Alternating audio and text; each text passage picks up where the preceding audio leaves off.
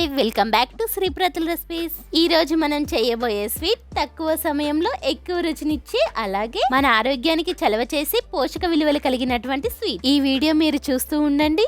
ఈ స్వీట్ పేరేంటో మీకు చెప్తాను. ఈ స్వీట్ చేయడానికి ఈ కప్పుతో 2 కప్పుల సగ్గుబియ్యాన్ని బరగ్గా మిక్సీ పట్టుకుంటున్నాను. ఇప్పుడు స్టవ్ ఆన్ చేసి పాన్ పెట్టుకుని 2 స్పూన్ల నెయ్యి వేస్తున్నాను.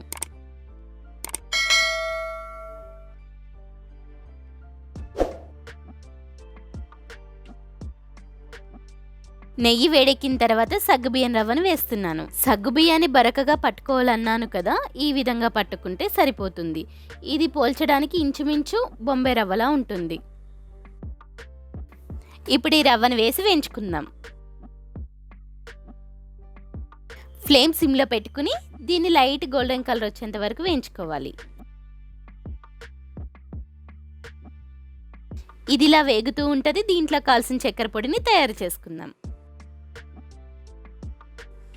ఇందాక ఏ కప్పుతో అయితే సగ్గుబియ్యం తీసుకున్నామో అదే కప్పుతో 2 కప్పుల చక్కెరని వేసుకుని పౌడర్ చేసుకోవాలి. ఇది సరికి సరి వేసుకోవాలి. చూడండి, రవ్వ ఈ కలర్ వస్తే వేయించుకోవడం సరిపోతుంది. ఇప్పుడు దీంట్లో 2 స్పూన్లు ఇలాచీ పొడి వేస్తున్నాను. ముందుగా చేసి పెట్టుకున్నటువంటి చక్కెర పౌడర్ని వేస్తున్నాను. ఇప్పుడు వేసినవన్నీ కలిసేలా కలుపుకుందాం. చక్కెర లేనటువంటి కోవాని వేస్తున్నాను. ఇందాక ఏ కప్పుతో అయితే సగ్గుబియ్యం తీసుకున్నామో అదే కప్పుతో 2 కప్పుల కోవాని వేస్తున్నాను. ఈ కోవా కూడా సరికి సరి వేసుకోవాలి. ఇప్పుడు స్టవ్ ఆఫ్ చేసుకుని ఈ కోవాని ఈ మిశ్రమంలో కలిసేంత వరకు కలుపుకోవాలి.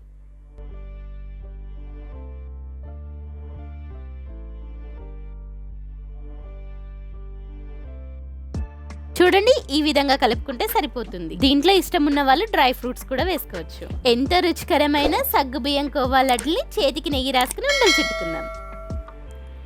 ఈ లడ్లు చాలా మృదువుగా ఉంటాయి.